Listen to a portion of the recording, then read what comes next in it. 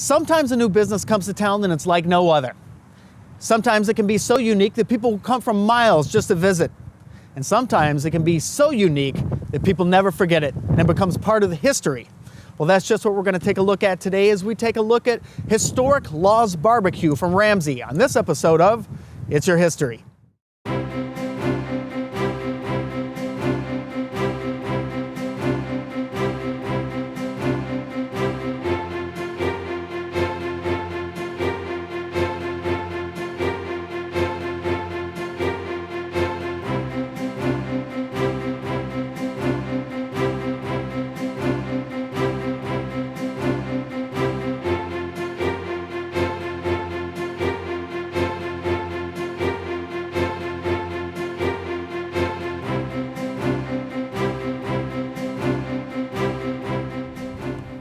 When the old Law's Barbecue building was finally demolished, some particularly history-minded as well as historically-minded people decided to cut out a segment of the wall that featured a famous mural. Up next, the Anoka County Historical Society's Executive Director, Rebecca Ebnet-Mavencamp, gives us a history of Law's Barbecue and also tells us about the wall. Everyone has that one favorite place to eat, whether it's for the food, the company, the location, or the ambiance. Something pulls us through the door. The residents of Ramsey are no exception, as many had the opportunity to stop by a favorite greasy spoon called Law's Barbecue and share a meal at pretty much any time of the day or night. The best recollections have owner Dan Laws serving homemade favorites from the 1940s through the 1960s, although like Dan himself, the details are a little murky. According to Jack Gelker, a friend and former employee of Laws who relocated to Louisiana, Dan was a former railroad worker who purchased land in Anoka County. Nobody really knew how old he was, only that he had to retire from the railroad when his time in service topped the charts. Further research knows a birth date of August 1899 in Atlanta, Georgia. According to the 1930 census, Dan shared his rented home in Minneapolis with his wife, Minnie, and worked as a porter for the Pullman Company. When he decided to buy property there, he had trouble making a land transaction, mainly because of his skin color, as people either lied about the land being for sale or simply refusing him the opportunity to buy it. Finally finding a place at the intersection of County Road 5 and Highway 7 in Ramsey, Dan began to make a name for himself by selling homemade perfumes at the Anoka County Fair while leading a raccoon on a leash at the booth. This continued as a side business to his restaurant, which was a hodgepodge of mismatched furniture, multicolored paint on the walls, of 3 or 4 small rooms, thanks to Dan's colorblindness, and several potbelly stoves for heat. The kitchen itself was built into the side of the house, stepped down slightly so inquisitive children could watch the goings-on. Patrons would find special sauces, like this barbecue sauce recipe, slathered on menu items of spare ribs, steaks, fried chicken, and the occasional raccoon. Accompanied by cornbread dressing and coleslaw, topped off with sweet potato pie, which he cut in 7 pieces, Dan made a hearty meal for the working family. Terry Lean remembers his time at Law's Barbecue from growing up in Anoka. Every Friday, when his parents closed their downtown store of Lean Electric at 9 p.m., they went out for ribs, or maybe fish. Lean remembers the ribs being cooked in a large clay oven filled with wood, which made the kitchen feel like a sauna in the summer, and the fact you might not get in for a while if you waited too long. Dan received the Ramsey Lion Citizenship Award, and the Ramsey J.C.'s named him Man of the Year in 1974. He donated time clearing snow for the roads, provided a home for many foster care children, and welcomed anyone into his restaurant from noon until 3 a.m., or later if you knocked really loud or found him out hunting raccoons nearby. When the bars closed at 1 a.m., revelers moved over to Law's, though Gilker always said he never had any fights on his hands when he worked with Dan as a bouncer. The reported sight of Dan hefting a meat cleaver in the kitchen apparently deterred a few rowdy patrons as well, though former Anoka County Sheriff Buster Talbot said he never heard of any trouble at the restaurant. That being said, 2 mentions of Law's Barbecue do exist in the police records, including one reporting a dead body and the other a patient from the state hospital. A wall from the barbecue recently came to the Anoka County Historical Society, courtesy of the city of Ramsey. You can visit the museum to see the artifact, its mural, and even the special sauce recipe Dan used, which are all currently on display. We would also love to hear your stories of Law's Barbecue, and if you have photos of Dan, his family, or the restaurant, please consider donating them to the exhibit for others to enjoy. We hope to see you soon. After the break, we'll hear all about the removal of the wall, coming up next on It's Your History.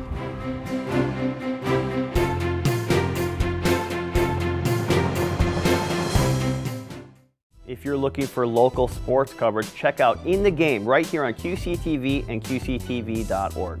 On In the Game, we cover sports stories, both high school and amateur sports, from our 4 local cities here in Andover, Anoka, Champlin, and Ramsey. Some of the stories and interviews will give you insight into what happens here in the sports landscape of our cities. So check out In the Game with me, Chris Carpenter, right here on QCTV and QCTV.org.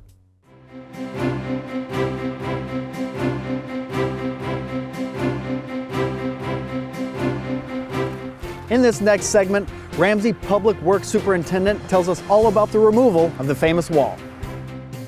Well, at the time, it was in 1998. Dean Kapler was our fire chief. He was also the Public Works director, so he worked on both sides of that. We walked through Law's Barbecue, which is located just up on top of the hill up here where Savannah Oaks is now. That's why we were tearing it down, because they're going to develop Savannah Oaks. And we were just walking through to see if there's anything hazardous in there before they tore it down.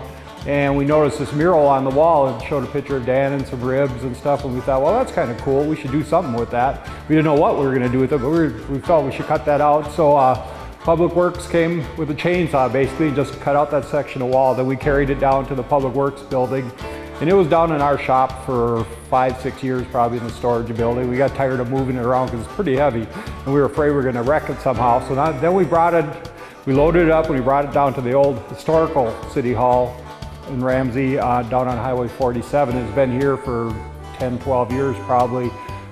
Greg Talbot, that works in Public Works, his mother Marlis Talbot works for the Historical Society, and they got to talking, and Greg says, do you want this thing? You know, we've been carrying it around for almost 20 years now.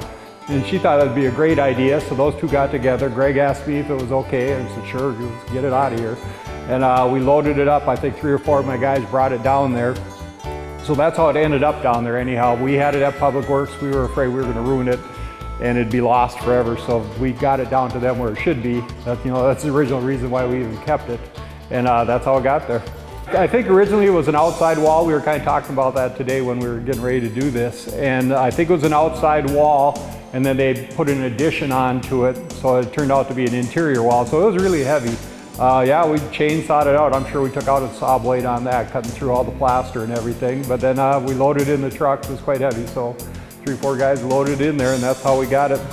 And that's the same thing. We took it back down to the Historical Society. That's how it got there. The Historical Society called, and I said, yeah, we're fine with that. And I made a case for the City Council. They agreed that that's where it should be. They were just kind of happy to get rid of it, so we weren't responsible for it anymore because we were afraid something's going to happen to us. And then eventually somebody could say, hey, what happened to that section of wall? Like, I don't know. But so it's not our responsibility anymore. It's in its final resting spot, and we are good. But I know it was quite the spot in northern Anoka County. This used to be really rural up in this area, but people would come up here. Dan Earhart used to be one of the Anoka County commissioners, was a good friend with Dan Law. They used to go coon hunting a lot. So that was a big pastime of his. And they ran dogs together and everything. I know he was famous for the ribs, obviously, then homemade pie. From what I've heard, he had really good pie. But, I'd never had any of it. But, I know it was like a landmark in Anoka County or whatever, so we're glad that we saved that piece of history for Anoka County so they can look back on it. So we're kind of proud of that. Coming up, we'll get a chance to see Rebecca talk to 2 gentlemen who shared history with the wall. Up next on It's Your History.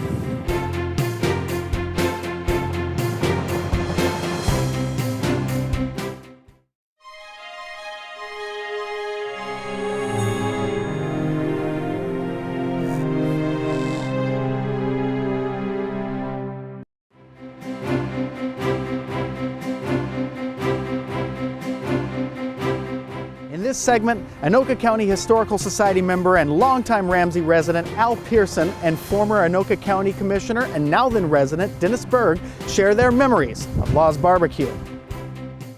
Well, with me today, we have Al Pearson and Dennis Berg, and they're going to give us a little bit more information on Dan Laws as a person. They spent some time with him in their youth, and so we're going to get some stories today. So thanks for being on the show today. Well, thank you. Appreciate it. I guess, first of all, we know that Dan spent a lot of time with foster kids, and I know that you spent time with him as teenagers. So what kind of a role model was he for you?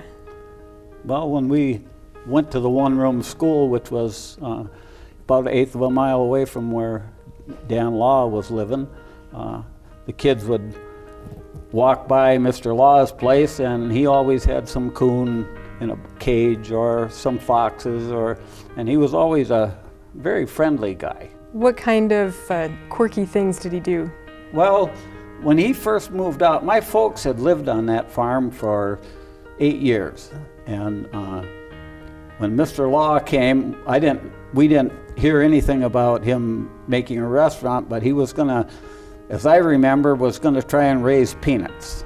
And of course the land there on that farm was pretty sandy, and I think peanuts like sandy ground, so he thought that he could maybe raise some peanuts. So he got friendly with the neighbor, was Marty Gorm, and he would work for Marty Gorm and then get equipment to plant his peanuts or whatever. But apparently the land wasn't, or the climate wasn't quite right for his peanuts, so he kind of didn't have much luck with the peanuts. But I know that they did sell, or had heard that she sold perfume, and I can remember the kids coming, and of course neighbor girls, you know, and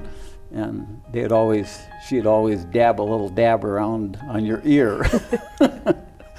So, what did it smell like? Very well liked, and you knew when he liked to do coon hunting, and he had coon dogs. So I'd never seen a coon dog before, but I kind of liked the way they barked. But in the middle of the night, you'd wake up and you'd hear those coon dogs. You knew that Dan Law was out coon hunting. Well, no, and Dennis, you said you actually went hunting with him. That's right, yeah. My first experience in meeting him was I'd heard that he would buy the coon carcasses after we'd skun them out. And so one morning after I got done skinning my coon hunting all night, loaded them up and I went over there and he bought them. And I remember driving into Dan Law's barbecue. It was a little bit like feeling at home because I was raising and training hounds at the time. And this was when I was in high school. And around the parking lot, which was a dirt parking lot, you parked wherever you found a spot, where all these dog houses with dogs that were chained to the dog houses. And he had some, hounds that looked like they were pretty well battle scarred and knew how to hunt. So we hit it off right away because we had a common interest.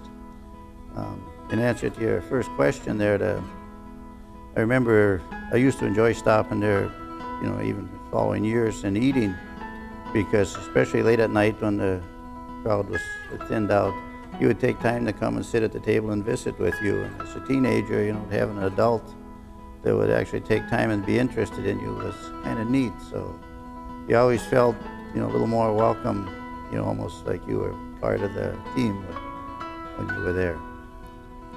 It sounded like he did a lot for the community, a lot of community service. I think if my memory serves me right, he was the oldest living resident in Ramsey. Really? At the time, whenever he passed away.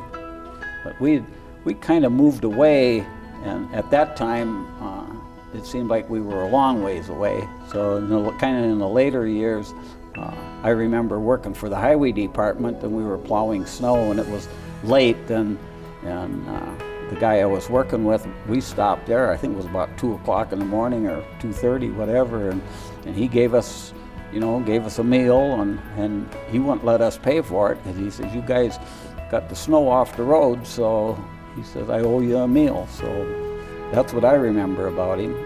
What was your favorite thing to eat at the restaurant?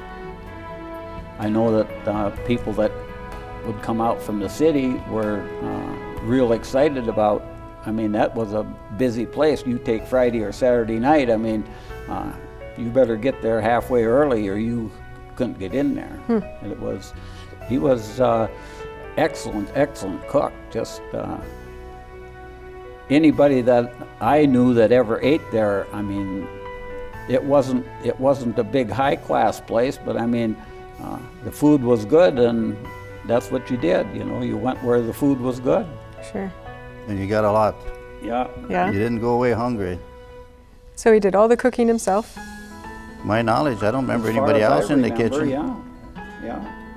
One other story that when I think of Dan Law, because the answer to the question caught me off guard, but we were hunting one night. We were sitting on the bank of the Rum River listening to our hounds, and whatever the conversation was, I just asked him the question, you know, how old he was. Because for one thing, when you hunted with him, you had to be in good shape just to keep up with him. He'd start out across the field and he could move. And I remember his answer was that somewhat to the effect that I don't rightly know, but the railroad seemed to think they knew, because they based on the years I'd worked for them, decided I had passed the mandatory retirement age and retired or pensioned me off. And I remember thinking that was, you know, something that I should be appreciative of. At least I know where my roots are. And his birth date was really determined in his mind by the railroad. You know, because he started as a young boy and counting the years forward. I got a kind of a funny little story about the old house that where Dan had his restaurant. My folks lived there for 8 years, and of course my folks were a young married couple, and I think the kitchen had never been wallpapered, so my folks were going to wallpaper that kitchen, and they got it wallpapered, and I can remember they went out to finish the chores and came back in and finished up the wallpaper. And my mom was so happy, you know, now they got this new wallpaper on the walls, and the kitchen was going to be so nice. And we went to bed, and I remember our bedroom was just off that kitchen, and I remember getting up, and I thought the room looked kind of funny out in the kitchen. And when the sun come up, they had not used the right glue or something, and all of the wallpaper was hanging on the wall. Oh no. So I'm going to come into the Historical Society and see that kitchen wall piece you got, and see if my mom's wallpaper was on that wall. Well, how interesting is it that you could go back to a restaurant where you grew up? Well, it was different. You know, I went back there just before they were going to demolish the house, and you know, just brought back memories when, you know, where we had Christmas and we had, you know, Easter and 4th of July and stuff, and you walked through it was just kind of different.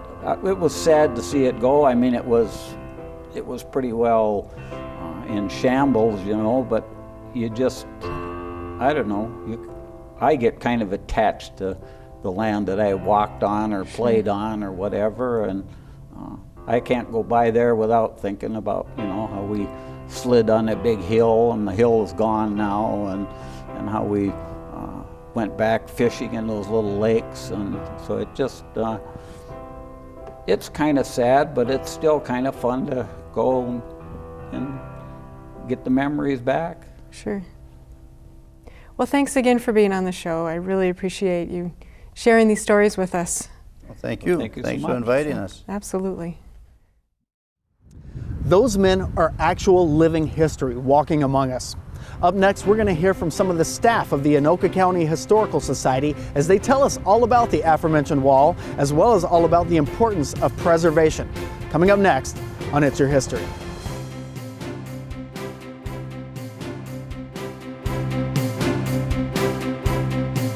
Hi, I'm Pete Turok, President of the Anoka Area Chamber of Commerce, and I'm inviting you to watch the Chamber Report here on QCTV. You'll be able to get in depth with what the Anoka Area Chamber is all about. You'll learn what's going on in our 9 member communities, And best of all, you're going to be able to meet some of the many members of the Anoka Area Chamber of Commerce in our member profile segment. It is one of the most talked about segments on the show, and we hope that you will be a part of it. It's the Chamber Report here on QCTV.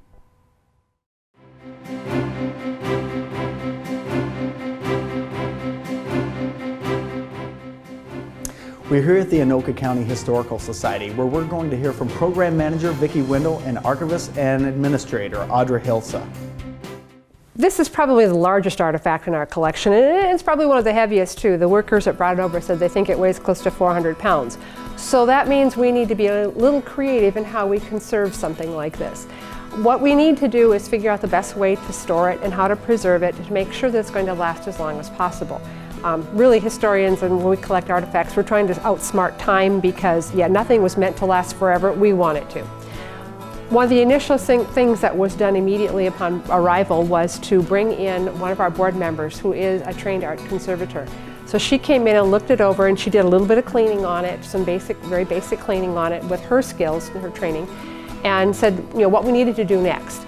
And that's going to involve getting a frame built around this to protect the edges. The edges, literally, when the workers cut it out of the wall, they took a chainsaw and they cut it out of the wall because we talked to one of the guys who did it. And that was very rough and raw. It's on wallboard. It's going to crumble, and that white stuff that comes out of wallboard is going to continue to come out. So we're going to get it framed in so that it will have just a frame around the outside to protect, maybe like a think quarter round that goes around the corners of your cabinets.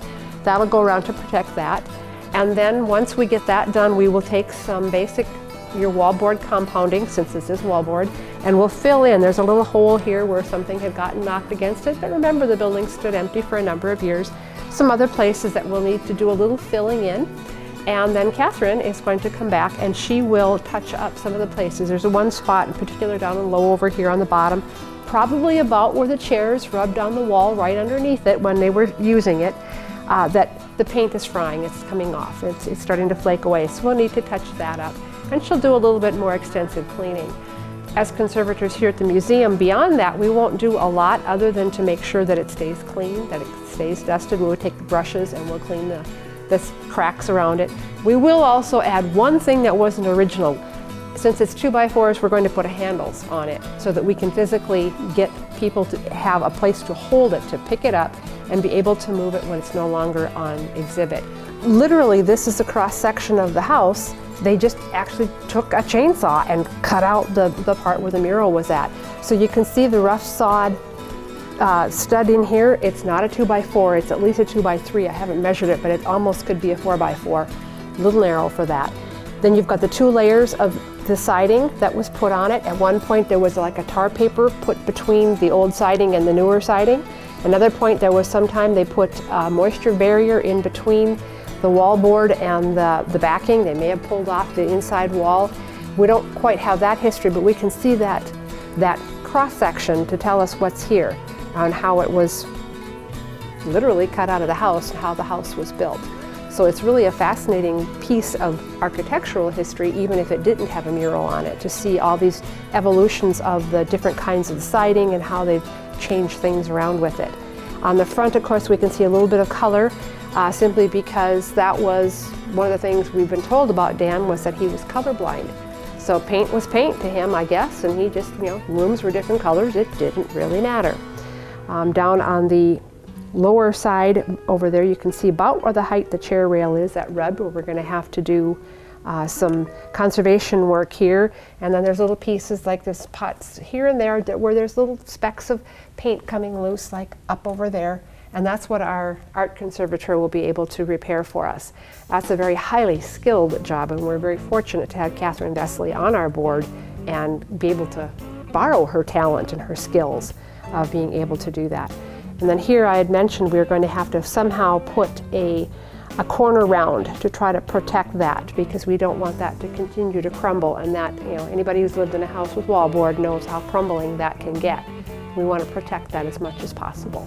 It will not be permanently on exhibit, even if it is big, because that is hard on the artifact. Light is always damaging, especially on paint and things like this of this nature. They will tend to fade.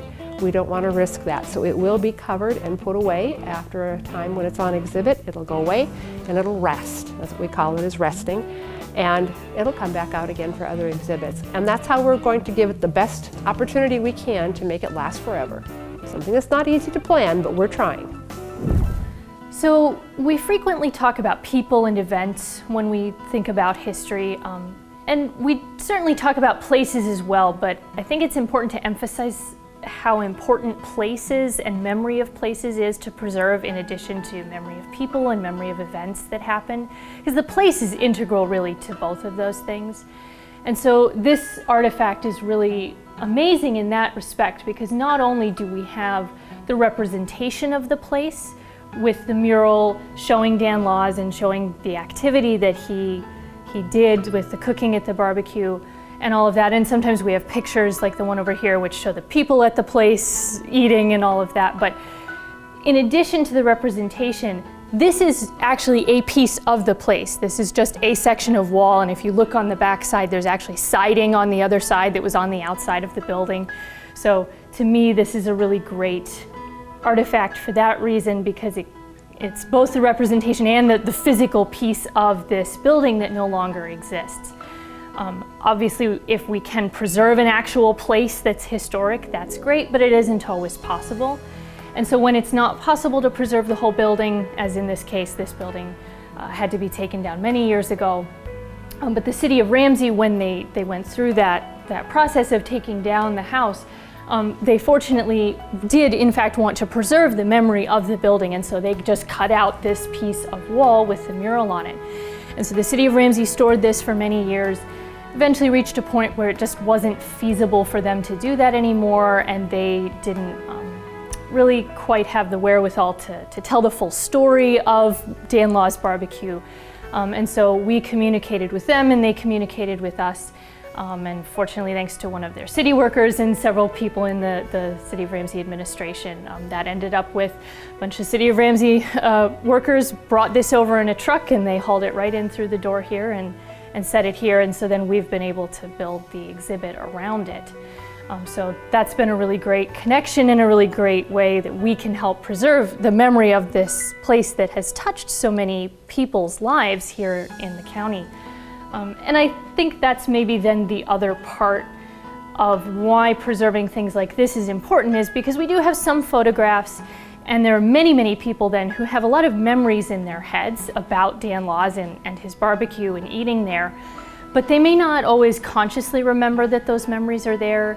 But when we show people this piece, or when we talk to people that we have this piece and let them know that, it spurs all kinds of memories and all kinds of stories, and they just start talking about it. And then so that helps us hit up the other part of preservation that's really important to us, which is collecting all of those personal stories and making sure that we're preserving the personal stories in addition to the artifacts, and in this case, as much as we can of the place that was Dan Law's barbecue. Hearing from those two, it's obvious how important preservation is to us and how much it means to keep track of our cherished memories. More of It's Your History after the break.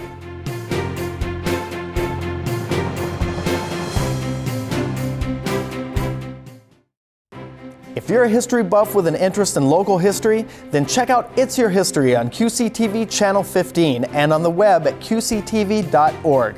It's Your History is produced in conjunction with the Anoka County Historical Society. We interview experts on local history as well as people who were there when it happened to bring you the most up-to-date facts on historical sites and events. So join us for It's Your History right here on QCTV Channel 15 and on the web at qctv.org. History is all around us. The businesses that you see around you every day will one day be historic relics. But how will they be remembered, if at all? Well, Law's Barbecue made such an impression in its day, as well as its well-regarded proprietor, that to this very day it's fondly remembered. That's all for this episode of It's Your History. For QCTV, I'm Matt Overstreet.